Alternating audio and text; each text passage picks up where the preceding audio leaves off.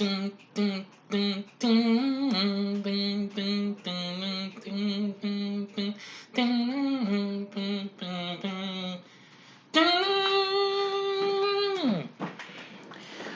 talk about the first film of Mission Impossible, which is celebrating its 25th anniversary today. Big D's Entertainment Rankings and Reviews. Greetings, my fellow YouTubers, and welcome to Big D's Entertainment Rankings and Reviews. My name is Doyle, better known to as Big D. I apologize for doing the Mission Impossible theme as best I could, so please, Viacom CBS, don't sue. At least, nobody has it for me doing it or something like that. Anyway, today's review is Mission Impossible, which is celebrating its 25th anniversary today. Though I was originally going to do all the films this year, but since the pandemic struck again, forcing the latest film to be rescheduled to next summer, I'm forced to have to do just this one. But rest assured, I will review the rest of the franchise. Promise. I don't know when, but I will. For now, let's go with the original. Mission Impossible was an action spy film originally released by Paramount, produced and starring Tom Cruise as Agent Ethan Hunt. The film was directed by Brian De Palma, who was best known for directing films such as the original Carrie and Blowout. It's a continuation of both the original television series from the 1960s and its revived sequel series from the 80s, and is set 6 years after the events of that. Anyway, the film follows Agent Ethan Hunt and his mission to uncover the mole who has framed him for the murders of most of his Impossible Missions Force, or IMF for short, team. So if you are ready, let's do this. Jim Phelps and his latest IMF team, who had just finished another mission in Kiev, are sent to Prague to stop rogue agent Alexander Golitsyn from stealing the CIA non-official cover list. However, the mission unexpectedly fails when the list is stolen. Phelps is apparently killed along with Golitsyn and the rest of the team in various incidents, leaving Ethan Hunt as the sole survivor.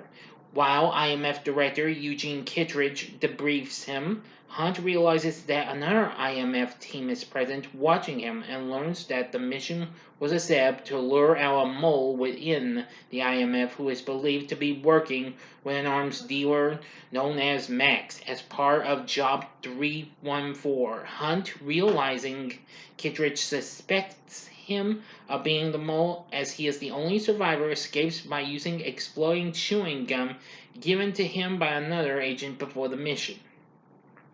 After returning to the Prague safe house, Hunt realizes Job 3114 actually refers to the Bible verse of Job 3:14.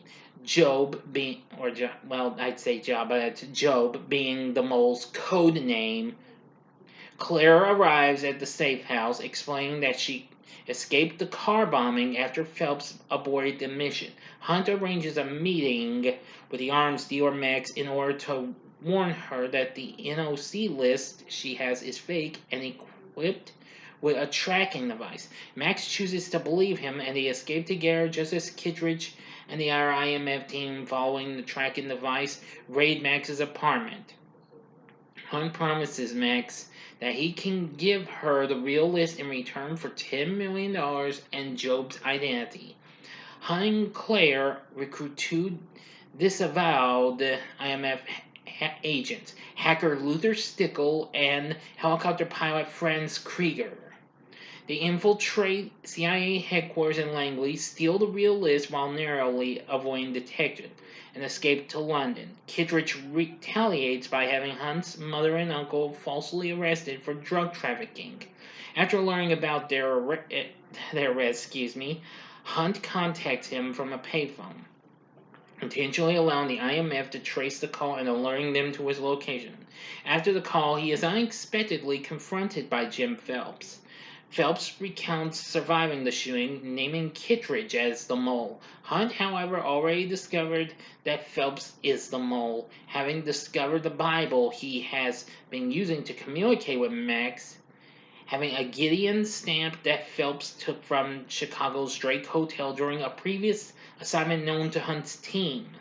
Hunt, pretending to believe Phelps, pieces together how he betrayed and killed his teammates. Hunt later arranges with Max to exchange the list aboard the TGV train to Paris while also inviting Kittredge to the meeting. Alright, everybody, now to the final act in the ending. You know the procedure like always. You have 5 seconds to stop this video. Go to the description box below and fast forward to the time below to avoid ending spoilers. If you've seen the movie already, please continue on. Here we go.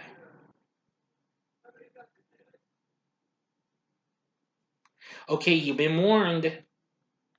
On the train, Hunt directs Max to the list. Max verifies it and sends Hunt to the baggage car where the money and Job are located. Meanwhile, Stickle uses a jamming device to prevent Max from uploading the list to our servers.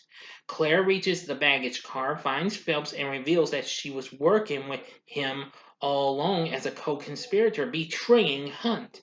However, Phelps reveals himself to be Hunt in disguise. When the real Phelps arrives and takes the money at gunpoint, Hunt puts on a pair of EO glasses that shows Phelps alive to Kittredge and exposing him as the mole. Phelps attempts to shoot Hunt, but kills Claire instead when she tries to talk him out of it. Phelps then climbs to the roof of the train where Krieger is waiting with a helicopter to assist with his escape. As Phelps attempts to climb onto the helicopter using a tether, Hunt connects the tether to the train, preventing Krieger from flying away and forcing the helicopter into the train channel. Oh, sorry, my bad. The channel tunnel. While in the tunnel, Hunt attaches explosive chewing gum on the helicopter windshield. It's red light, green light, and boom! Destroys it, killing Krieger and Phelps. Kittredge confronts Max and recovers the NOC list from Stickle. As he and Stickle are reinstated back in the IMF, Hunt is unsure about returning to the team.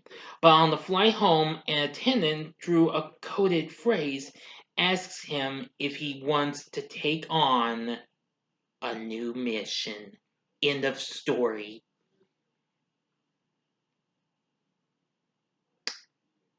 So what did I think of Mission Impossible? I will say it was pretty good, although it's been years since I last saw this movie, but I do remember this movie pretty well.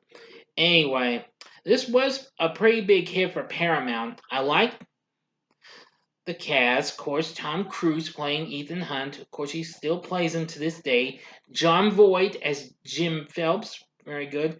Emmanuel Baird as Claire Phelps. And Ving Rhames, who has been with the franchise, as Luther Stickle. We have Vanessa Redgrave as Max, and Henry Czarny as Kittredge, and Jean Reno as Franz Krieger. We also have Kristen Scott Thomas, Emilio Estevez, and several others. But anyway, I really did enjoy those. And anyway, the music by Danny Elfman was absolutely good. There was also a little bit of a special dance rendition of the original theme, which became a top 10 hit in the US, produced by Larry Mullen Jr. and M. Clayton of the band U2. It was also nominated for a Grammy for Best Pop Instrumental Performance. I remember hearing that. Anyway, Mission Impossible was a big hit, eventually becoming the third highest grossing film of '96, and garnered a mostly favorable response from critics. Anyway, its success spawned the big franchise itself. Anyway, the film was just a big success. The film went on to make $457 million worldwide. So it's mostly gotten some good reviews and what have you. But I will say I really enjoyed the action and what have you. like I said, cast wasn't too bad. Danny Elfman did a good job with the score. So it's not too bad. So would I recommend Mission Impossible? I'd say yes. Go for it. If you really want to get into this series, go for it. It has been released on physical media numerous times and what have you. Just more recently, they just put out the 25th anniversary of this in the US and the UK on remastered Blu-ray with all 11 previous Blu-ray special features from a previous Blu-ray release on there. So that's good to know. It has been re-released in some theaters since theaters are recovering after this pandemic. But anyway, check out Mission Impossible. What are your thoughts on this? Please tell me what you think of Mission Impossible in the comments section below. Click the like button as well if you like this video. Subscribe to my channel. Be a part of the Big D Nation. Yeah. Join me next time when I bring to you a review of Maleficent. Thanks for watching. And excuse me for a moment. I'll be right back. Okay, now I'm back. If you like this video, see these other reviews. If you want some more Tom Cruise, go to the upper left-hand corner for my review of Top Gun, which recently celebrated its, 35th anniversary not so long ago. Just recently. The upper right-hand corner is my review of Airport from 1970. Or, if you want something even bigger, go to the bottom left-hand corner and see my big special announcement for the summer of 007, where I'll be reviewing 8 Bond movies this summer. 8 movies a month. And the bottom right-hand corner is a button you can click to subscribe. If you like rankings and reviews on movies, TV, music, video games, etc., then I'm your guy. Thanks for watching. Until next time, I'm the Big D saying see ya.